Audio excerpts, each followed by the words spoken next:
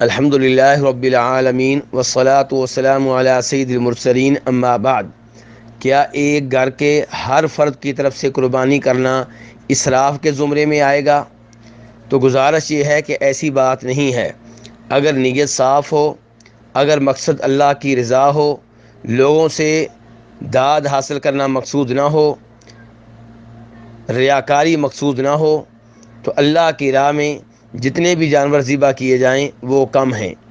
آپ نبی علیہ الصلوۃ والسلام کی طرف دیکھ لیں کہ آپ نے حج کے موقع پہ تقریباً 100 اونٹ ذبح کیے تھے، تو کیا اسے اسراف کا نام دیا جائے گا؟ بالکل نہیں۔ لیکن اگر کسی گھر میں ایک سے زیادہ جانور اس لیے ذبح کیے جاتے ہیں کہ لوگوں میں ہماری شہرت ہو جائے، لوگ ہمیں خراج تحسین پیش کریں، لوگ ہمیں داد دیں، اور اللہ کی رضا مقصود نہ ہو، تو یہ درست نہیں ہے اور اس کی مذمت آئی ہے اور اس سے اجتناب کرنا چاہیے۔ واللہ تعالی اعلم۔